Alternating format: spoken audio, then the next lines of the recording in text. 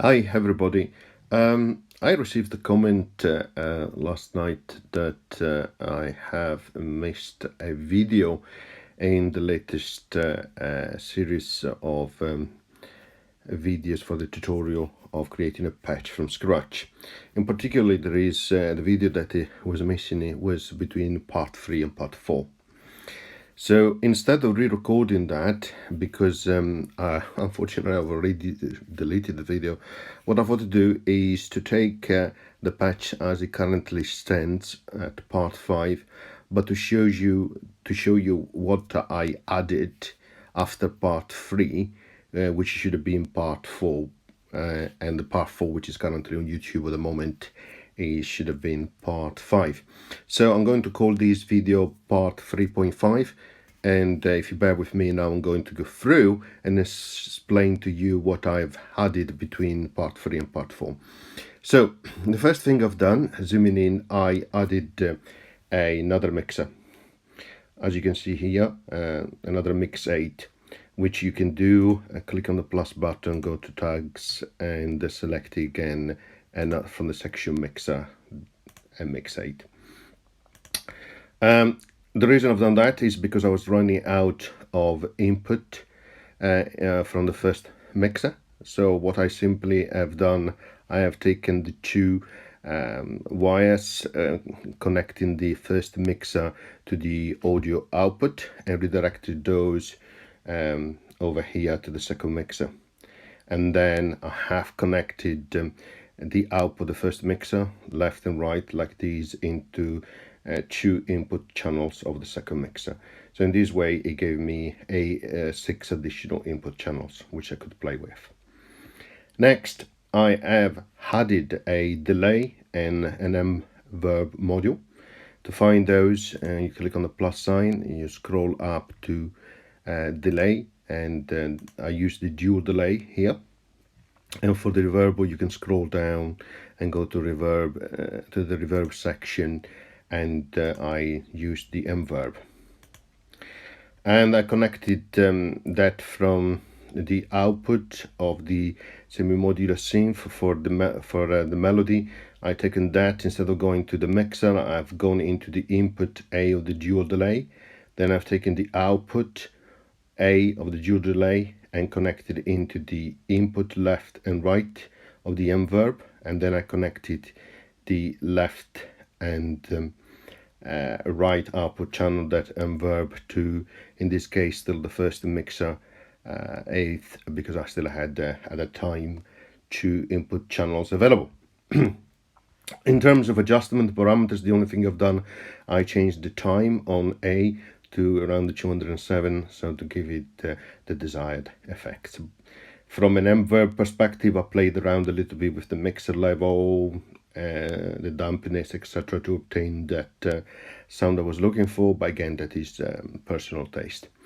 Then what I did, I also added these two modules here, which you can see, a phrase sequencer 16 and a 3 times oscillator. Now, if you want to find them, click on the plus sign, go to oscillator VCO. Here you can find, scrolling at the bottom, the 3 times oscillator. Here we go. And for the sequencer, go to the sequencer section, and then I've chosen the phrase sequencer 16 from imprompt. Then what I've done, I connect in the usual way the phrase sequencer. So I connected the run and the reset, so the reset there and the run here, and also the clock directly from the clocked module from imprompt.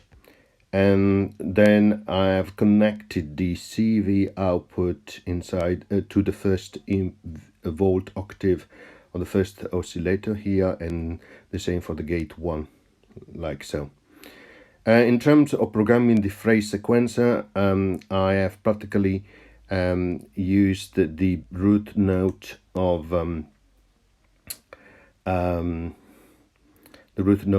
the chord progression. So let's decrease the volume of the mixer here. Let's start the play so you don't hear it.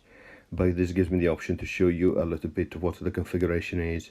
So starting from the first step, if I click on it, there is an A flat, and then the second and the third and fourth have have these tied step activated, which means the second, third and fourth step will not sound. The second step will be tied to the first one, the third to the second one, and the fourth to the third one. Then I've done the same on the next 4 steps. Of course, the first note is not tied up, and it is a B flat. And then for the remaining 8 steps, on step number 8, what I've done, I put a C note up an octave, so that you can see the progression going up from A flat, B flat, and then C. And then the rest of the other steps are all tied. Okay. Then this, as I said, is connected to the first 3 times oscillator module. And here what I've done, I have, of course, first of all, connected the left and right output. In this case, again, to the first mixer. As you can see, they are going up this way to the first mixer. And then I set it up very simply, adjusting a bit of attack up so. Have a bit of the decay and release. I left it to a sine wave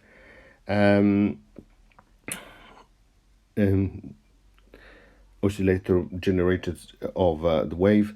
I increased the number of waves like so to give enough body. I didn't use any detune or spread. I set up the filter at this level, as you can see, and then I activated the low pass filter and adjusted the level up to around a quarter. I like that.